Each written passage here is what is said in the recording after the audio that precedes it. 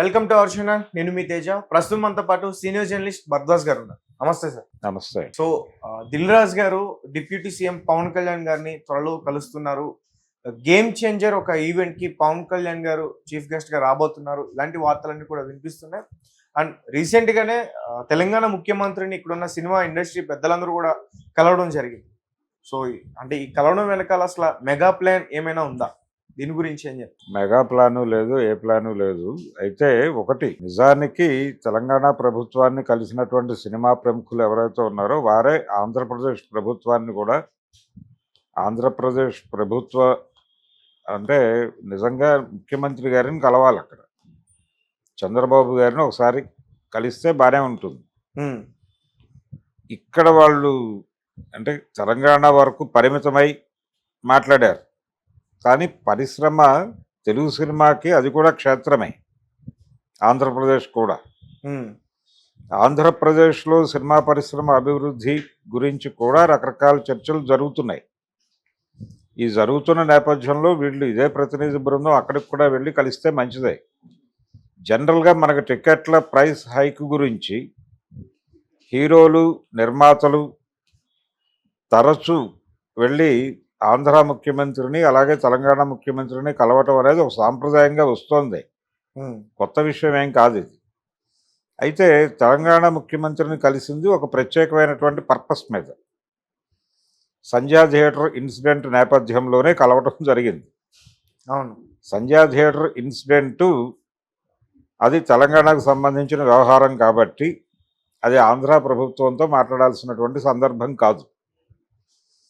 అయినప్పటికీ ఇక్కడ ఒక నిర్ణయం జరిగినట్టుగా ఒక ప్రచారం జరుగుతోంది.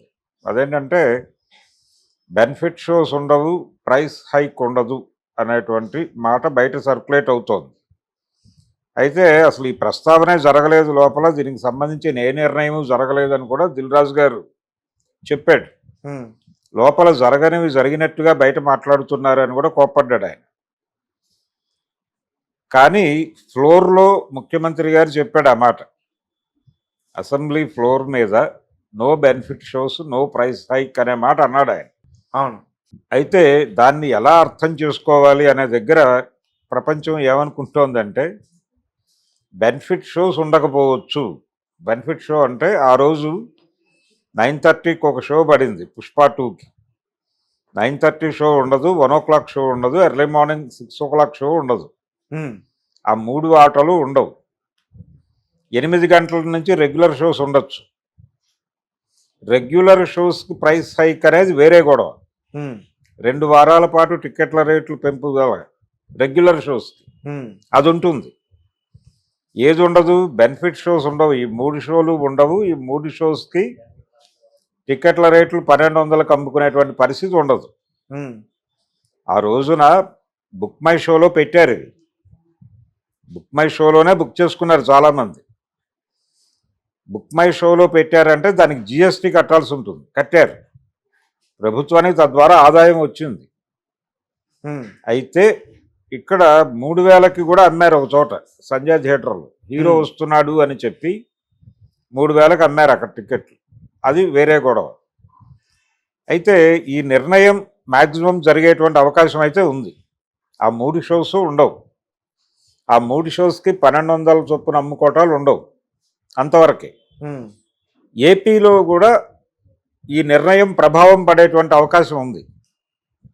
ఏపీ ప్రభుత్వం కూడా దీన్ని ఆమోదించే అవకాశం ఉంది. అక్కడ కూడా ఆ మాట దొర్లింది. బండారు సత్యనారాయణ మూర్తి లాంటి ఎమ్మెల్యేలు, విష్ణు లాంటి ఎమ్మెల్యేలు మాట్లాడారు ఆల్రెడీ. ఎందుకు బెనిఫిట్ షోలు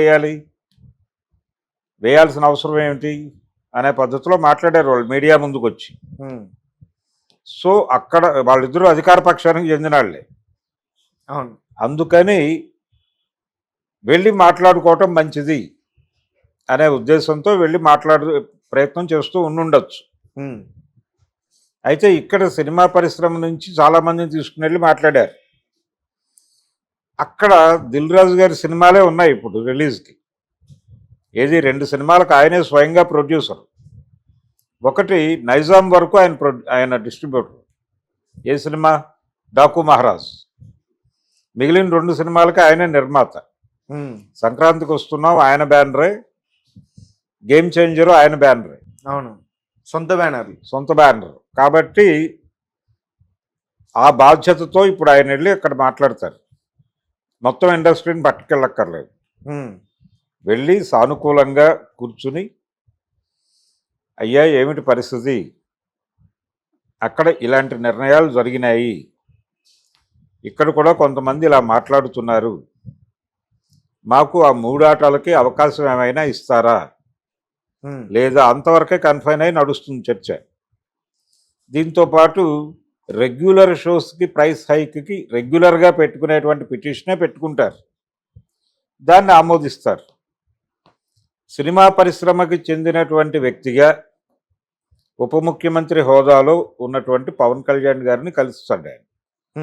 ఇంతకు ముందు కూడా సినిమా రంగానికి సంబంధించినటువంటి సమస్యలు ఏవైనా ఉంటే ఆయన దగ్గరికి వెళ్ళి మాట్లాడుకుంటాం మేము, ఆయనకు తెలుసు కాబట్టి ఇన్ అండ్ అవుట్స్ అనే మాట చెప్పడమే కాదు, నిర్మాతల మండలి నుంచి కొంతమంది నిర్మాతలు వెళ్ళి వారిని కలిశారు. ఏది వారు ఉప ముఖ్యమంత్రి అవగానే వెళ్ళి అభినందించి అయ్యా పరిశ్రమకు సంబంధించిన కష్టాలు సుఖాలు ఏవైనా ఉంటే మీతో పంచుకుంటాం, మీరు కన్సిడర్ చేయండి అని అడిగారు. చేస్తాను అన్నాడు ఆయన. అలాగే ఇప్పుడు అక్కడ సినిమాటోగ్రఫీ మినిస్టర్ కూడా జనసేనకు చెందినవాడే, కందుల దుర్గేష్ గారు. అవును, అందుకని వెళ్ళి పవన్ కళ్యాణ్ గారిని కలిసి వస్తానంటే ఆయన్ని ప్రీ రిలీజ్ ఈవెంట్కి పిలవచ్చు కూడా, ఆయన రాకపోవటానికి అవకాశాలు ఎక్కువ ఉన్నాయి. రావటం ద్వారా లేనిపోని వ్యవహారాలు చాలా నడుస్తాయి, చాలా ప్రచారాలు జరగడానికి అవకాశం కల్పించిన వాడు అవుతాడు. ఏమిటి ఆ ప్రచారాలు అంటే, మీరు ఇప్పుడు వస్తేనా రాకపోతేనా? ఒకవేళ వస్తే ఓకే, వస్తే చాలా అనవసరమైన ప్రచారాలు జరుగుతాయి. ఏమిటి ఆ ప్రచారాలు అంటే, అల్లు అర్జున్ రిలీజ్ అయినప్పుడు ఈయన హైదరాబాద్ వచ్చి కనీసంగా వెళ్ళి పలకరించలేదు. ఆయన్ని సినిమా రంగానికి పరిచయం చేసినటువంటి నిర్మాత అరవింద్ గారు, అక్కడ అమ్మాయి ఇక్కడ అబ్బాయి ఏదో సినిమా తీశారు కదా ఈవి సత్యనారాయణ గారి అవును డైరెక్షన్, అది కదా మొదటి సినిమా అయింది. ఆయన పరిచయం చేసిన వాడు అరవింద్ గారే కదా, అరవింద్ గారి కుటుంబానికి కష్టం వస్తే ఈయన వెళ్ళి పలకరించలేదు అని కొంతమంది మాట్లాడారుగా. కాబట్టి అంటే ఈ కుటుంబాన్ని ఒకలా ఆ కుటుంబాన్ని ఒకలా చూస్తున్నారు అనేటువంటి అభిప్రాయాలు మాట్లాడతారుగా చాలామంది ఇప్పుడు ఆ ప్రీ రిలీజ్కి హాజరైతే. అందుకని ఆయన రాకపోవడానికే ఛాన్సెస్ ఉన్నాయి, కానీ పిలవచ్చు, వెళ్ళి చెప్పచ్చు. కానీ ప్రైస్ హైక్కి సంబంధించి మాత్రం ఒక మాట ఆయనతో చెప్తారు, అలాగే దుర్గేష్ గారికి కూడా ఫైల్ సబ్మిట్ చేస్తారు. ఆయన కూడా పాజిటివ్గానే నిర్ణయం తీసుకుంటారు. ఏమిటా పాజిటివ్ నిర్ణయం అంటే, మ్యాక్సిమం తెలంగాణ ప్రభుత్వం ఏ నిర్ణయం అయితే తీసుకుందో అదే నిర్ణయం అక్కడ జరగచ్చు. ఎందుకంటే వాళ్ళు కూడా కొంత సమస్య ఫేస్ చేశారు. వైజాగ్లో సింగిల్ స్క్రీన్స్లో పుష్ప టైంలో ఈ ప్రీమియర్ షోస్ అంటున్నారు, బెనిఫిట్ షోస్ కాదు ప్రీమియర్స్ అంటున్నారు. బెనిఫిట్ షో ఇంకా అయిపోయింది, ఇప్పుడు అంత ప్రీమియర్స్. ఈ ప్రీమియర్ షోస్ సందర్భంగా ట్రాఫిక్ ఇబ్బందులు చాలా పడ్డారు అక్కడ. వైజాగ్లో జరిగింది, గుంటూరులో జరిగింది, విజయవాడలో జరిగింది, ఒక 7-8 సెంటర్లలో ఆ సమస్యలు నడిచినాయి. అందుకని ఒక నిర్ణయం చెప్పే ఛాన్స్ ఉంది. వాళ్ళు సింగిల్ స్క్రీన్స్ దాని పార్కింగ్ కెపాసిటీ రీత్యా ఇబ్బందే కాబట్టి మల్టీప్లెక్స్లో వేసుకుంటే వేసుకోండి ఒక 2 ఆటలు. ఏది 1 o'clockకి ఎర్లీ మార్నింగ్ 6 o'clockకి వేసుకోండి అని చెప్పచ్చు. కొంత సడలింపు ఇస్తే ఇవ్వచ్చు, ఇవ్వకపోనివ్వచ్చు. కానీ రెగ్యులర్ షోస్కి ప్రైస్ హైక్ ఉంటుంది అక్కడ కూడా. ఆ మేరకు మేనేజ్ చేసుకుని రావడం కోసం వెళ్తున్నారు. ఓకే, అంతకు మించి వేరే ప్రత్యేకమైన వ్యవహారాలు ఏం లేవు. ఈ సంక్రాంతి గడిచిపోతే ఆ తర్వాత నెమ్మదిగా తెలంగాణ ప్రభుత్వంతో కూడా మాట్లాడుకుని, ఇంకొకటి ఉంది ప్రధానంగా, కొంతమంది అక్కడ ఔత్సాహికులు సినిమా పరిశ్రమని అంటే వైజాగ్లో స్టూడియోస్ వ్యవస్థ ఇన్ఫ్రాస్ట్రక్చరు దీని మీద ఒక చర్చ జరుగుతోంది. దీంతోపాటు ప్యారలల్గా ఇప్పుడు అమరావతి పరివాహక ప్రాంతంలో హైదరాబాద్కి ఈజీ యాక్సెస్ ఉన్నటువంటి లొకేషన్లో ఫిల్మ్ ఇండస్ట్రీ డెవలప్మెంట్కి ఏదైనా అవకాశాలు కల్పిస్తారా అనేటువంటి చర్చ కూడా జరుగుతోంది. అది నెమ్మదిగా ఎక్కిస్తారు పట్టాలకి. ఆ ప్రయత్నాలు జరుగుతున్నాయి, కొంతమంది ఆ ప్రతిపాదనలు చేస్తున్నారు. దాని మీద నెమ్మదిగా మాట్లాడతారు. నిజానికి అది అవసరమే. ఇండస్ట్రీ అక్కడ కూడా డెవలప్ అవ్వాల్సినటువంటి అవసరం ఉంది. నెమ్మదిగా పాత రోజుల్లో ఉమ్మడి రాష్ట్ర ముఖ్యమంత్రులు తరచూ ఒక మాట అనేవారు, ఈ సినిమా వాళ్ళు ఇక్కడి నుంచి డబ్బులు తీసుకెళ్ళి తమిళనాడులో ట్యాక్సులు కడతారు అని. ఇప్పుడు ఆ మాట అనొచ్చు వాళ్ళు. అంటే ఆ ట్యాక్సులు ఏ మోతాదులో ఉంటాయి, అంత భారీగా ఉంటాయి అనేది వేరే గొడవ. పోతే పోయిందిలే, ఇక్కడ వీళ్ళందరికీ మళ్ళీ ఇంత స్థలాలు ఇవ్వాలి అనుకోవచ్చు కూడా. అయినప్పటికీ సినిమా పరిశ్రమ ఆంధ్రాలో కొంత ఏదో మేరకు అంటే అది నెమ్మదిగా అక్కడికి షిఫ్ట్ అవ్వటం అని కాదు, కానీ అక్కడ కూడా ఒక సినిమా పరిశ్రమ ఉండటం అనేది తప్పేం కాదు. ఎందుకు తప్పు కాదు అంటే, ఆంధ్ర సినిమాలు అక్కడ తయారవుతాయి, తెలంగాణ సినిమాలు ఇక్కడ తయారవుతాయి అనే పద్ధతిలో డిజైన్ చేయవచ్చు. ఆ రకమైన డిజైన్ చేయగలిగితే మంచిదే.